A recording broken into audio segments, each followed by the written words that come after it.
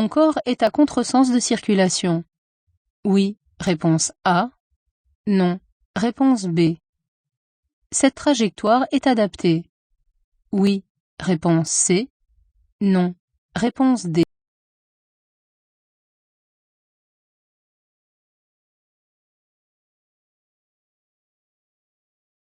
Placé ici, ma roue longe l'axe médian, mais le haut de mon corps, incliné à l'intérieur du virage, se retrouve à contresens de la circulation. Cela est particulièrement dangereux car ainsi, je m'expose à un risque de collision frontale. Cette trajectoire n'est donc pas adaptée.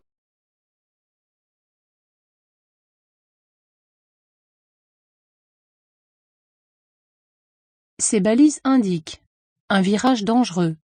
Oui, réponse A. Non, réponse B. Un risque fréquent de route enneigée. Oui, réponse C. Non, réponse D.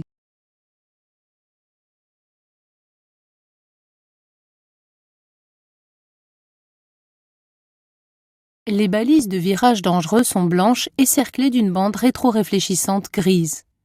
Elles indiquent que le risque réel est supérieur au risque perçu par les usagers et complètent le panneau de danger placé avant le virage.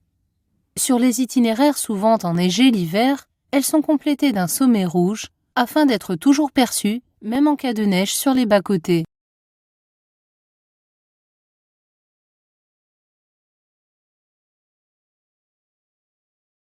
Circuler avec un casque non attaché expose le conducteur à un retrait d'1 point. Oui, réponse A. Non, réponse B. À une amende de 4e classe. Oui, réponse C. Non, réponse D.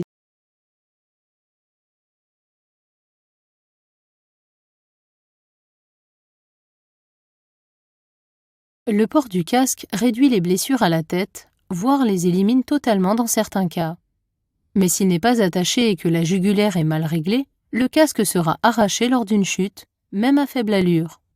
C'est donc une mesure de prévention qui, si elle n'est pas respectée, fait encourir les mêmes sanctions que le non-port de la ceinture de sécurité, à savoir un retrait de 3 points et une amende de 4e classe, soit 135 €.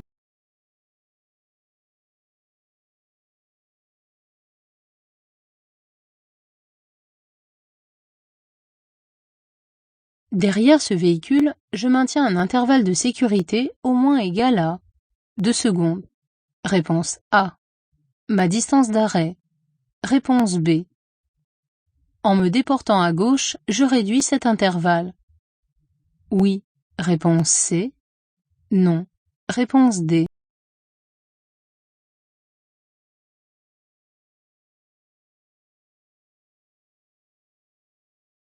Le gabarit d'un véhicule lourd me masque la visibilité vers l'avant. De plus, il a un angle mort très important vers l'arrière. Conserver une distance de sécurité au moins égale à 2 secondes peut s'avérer insuffisant en cas d'arrêt ou de ralentissement brusque du véhicule. Je maintiens donc un intervalle de sécurité qui équivaut au minimum à ma distance d'arrêt. Je ne réduis pas cet intervalle de sécurité en me déportant à gauche, car le risque demeure le même.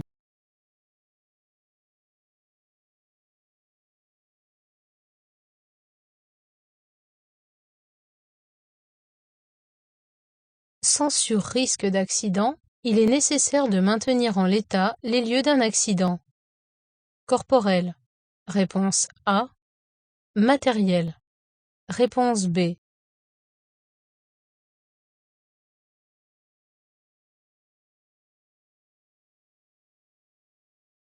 En cas d'accident matériel, les conducteurs impliqués remplissent un constat amiable en indiquant les points de choc et les circonstances, ce qui permettra de déterminer les responsabilités. Lors d'un accident corporel, ce sont les forces de l'ordre qui établissent un procès-verbal complet en analysant les circonstances exactes de l'accident afin de déterminer les responsabilités. Il est donc nécessaire de maintenir en l'état les lieux d'un accident corporel.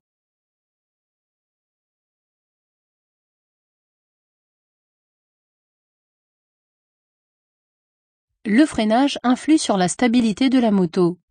Oui, réponse A. Non, réponse B. L'usage du frein arrière en virage est possible. Oui. Réponse C. Non. Réponse D.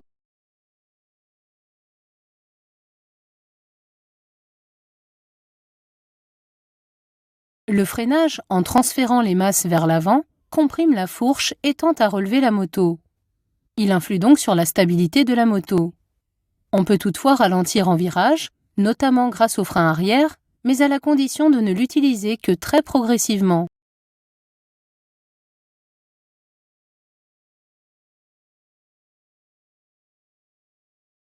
Avant un long trajet, je vérifie. L'état des pneus. Oui. Réponse A. Non. Réponse B. Le gonflage des pneus. Oui. Réponse C. Non. Réponse D.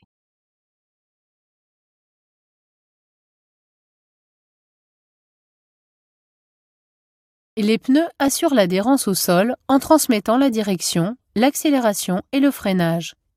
Pour être efficaces, ils doivent être en bon état, les flancs non déchirés, avec des sculptures capables d'évacuer l'eau. Ils sont aussi suffisamment gonflés pour ne pas se déformer sous le poids de la moto, du conducteur et des bagages.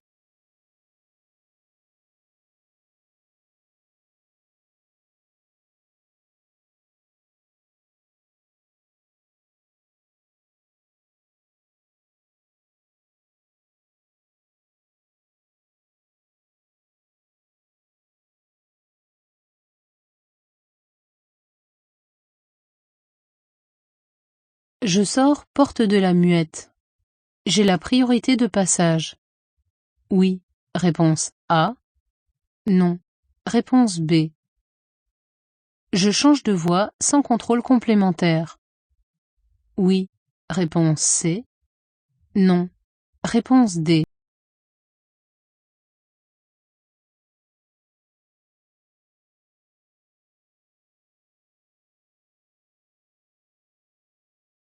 J'ai été averti du régime de priorité à droite par un panneau, ce que confirme l'absence de signalisation. Je n'ai donc pas la priorité de passage.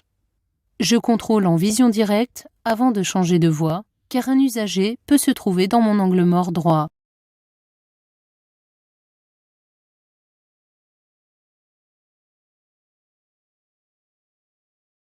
Le panneau d'indication annonce la circulation de cyclistes en sens inverse. Oui. Réponse A. Non. Réponse B. Je rentre dans une zone 30. Oui. Réponse C. Non. Réponse D.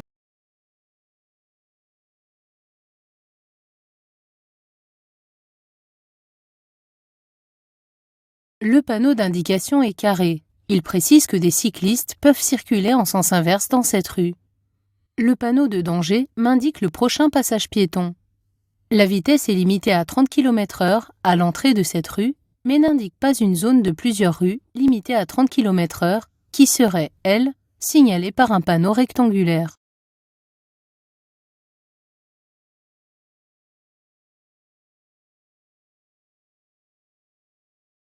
Toutes les motos sont équipées d'origine de feux de détresse. Oui. Réponse A. Non. Réponse B. De retour de clignotant. Oui. Réponse C. Non. Réponse D.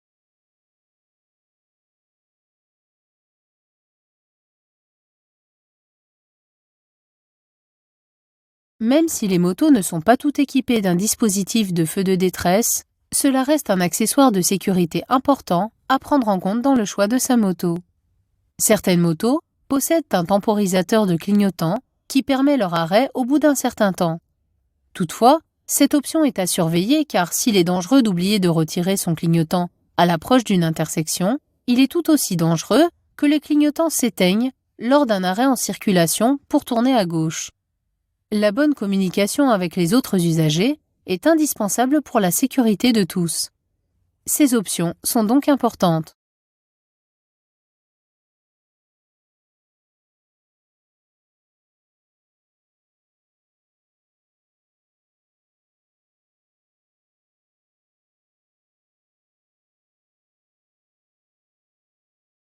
En ligne droite, je freine avec les freins avant et arrière.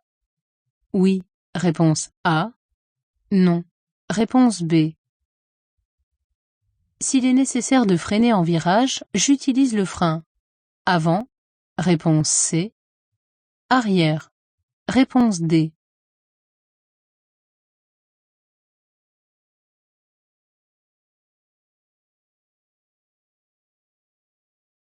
Tant que la moto est droite, je freine plus efficacement en répartissant mon freinage entre les freins avant et arrière. Dès que j'incline la moto, le frein avant perturbe trop ma stabilité, mais si l'adhérence le permet, je peux utiliser le frein arrière très progressivement. Il est tout de même préférable que je finisse mon ralentissement avant le virage.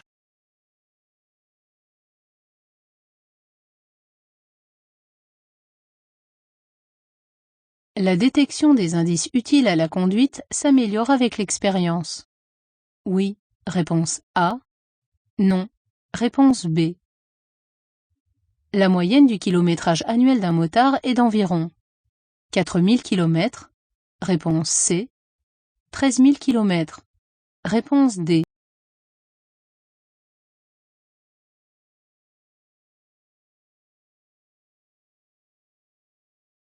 Il faut parcourir environ 100 000 km pour que le sur-risque lié à l'inexpérience diminue. Cette expérience est capitale en moto afin d'éviter la chute, souvent synonyme de blessures graves. L'accumulation de scènes de conduite nouvelles permet au conducteur d'apprendre à mieux trier les informations présentes devant lui, mais ne doit pas l'amener à sous-estimer certains indices. L'expérience lui permet aussi d'agir plus efficacement en présence d'indices importants, comme détecter les changements de direction des autres usagers ou les zones à risque élevé. La pratique de la moto étant souvent un loisir, la moyenne annuelle pour un motard est de 4000 km parcourus, contre près de 13 000 km pour un automobiliste.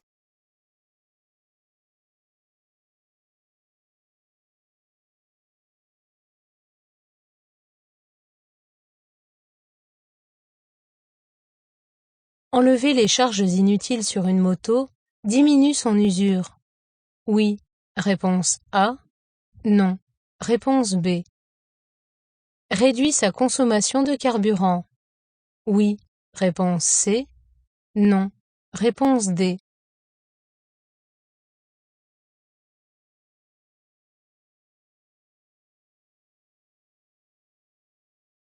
Plus un véhicule est lourd, plus le moteur va utiliser du carburant pour le déplacer. Pour consommer moins de carburant, il faut démonter les valises et top case après utilisation, car ces accessoires entraînent une surconsommation et usent prématurément la moto.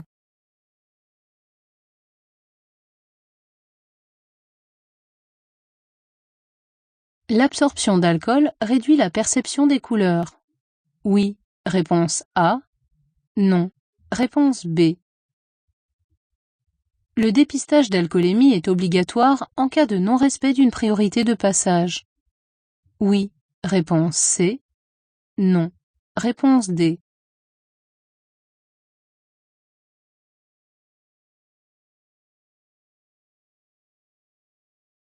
L'absorption d'alcool a de nombreux impacts sur la vision humaine.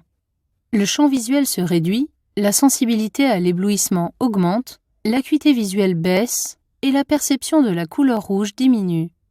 C'est pour ces diverses raisons que le dépistage d'alcoolémie est obligatoire en cas de non-respect d'une priorité de passage.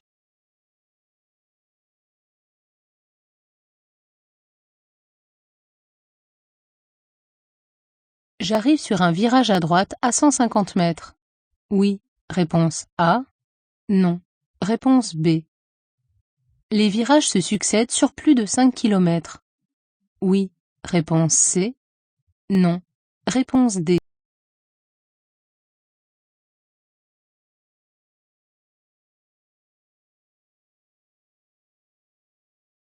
Ce panneau de danger signale une succession de virages dangereux dont le premier est à droite. Il est complété par un panonceau détendu qui précise que les virages se succèdent sur 6 km.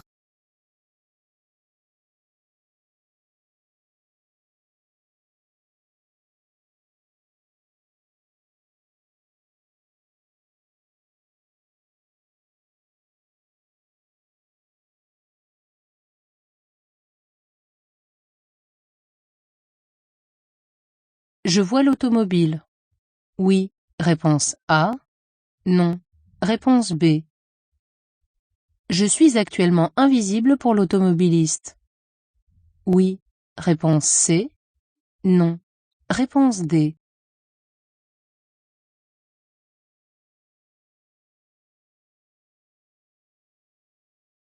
En sortant du virage, la visibilité est bonne et me permet de voir l'automobile à l'intersection. Le conducteur a une visibilité réduite, due à la végétation du virage, et la proximité de la balise d'intersection masque ma présence à cet instant.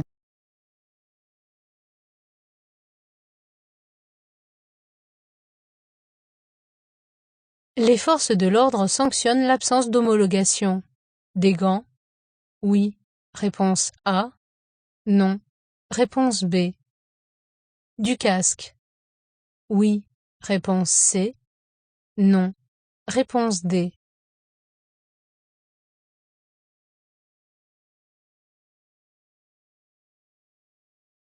Un conducteur de moto doit porter des gants homologués sous peine d'encourir une amende de 3e classe et un retrait d'1 point. Il doit également porter un casque attaché de type homologué, sinon il encourra une amende de 4e classe et un retrait de 3 points.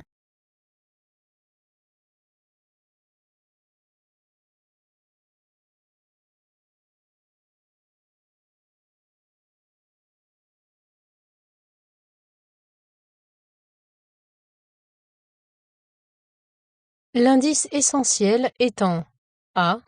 Réponse A. B. Réponse B. C. Réponse C. D. Réponse D.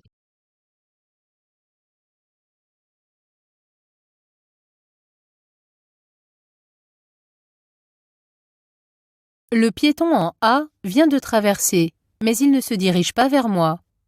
En D, je viens de dépasser une cycliste et je roule plus vite qu'elle.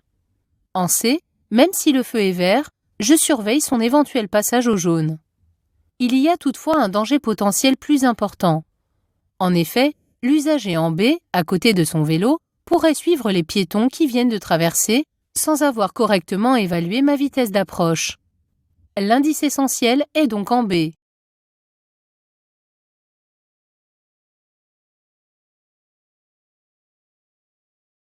Le port d'un casque homologué est obligatoire pour le conducteur. Réponse A. La passagère. Réponse B.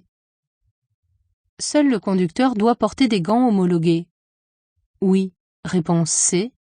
Non. Réponse D.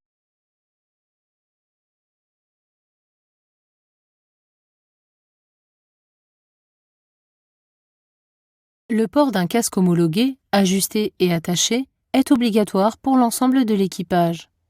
Cette mesure de sécurité s'applique également au port de gants homologués pour la pratique de la moto.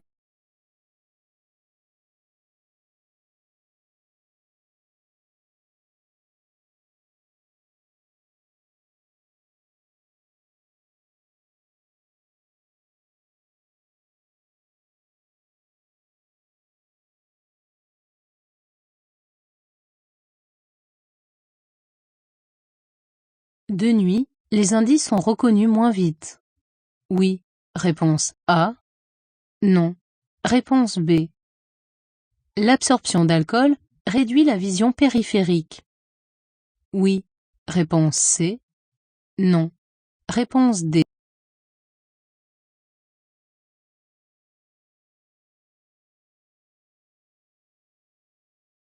De nuit, la dégradation de notre acuité visuelle allonge le temps de reconnaissance des indices. Ces derniers prennent plus de temps à être lus, mais en outre, la perception dans notre champ visuel se réduit. L'œil humain a besoin de lumière pour bien fonctionner. Sans cela, il perd grandement de son efficacité. C'est l'une des raisons pour lesquelles les accidents de nuit sont bien plus graves que ceux de jour.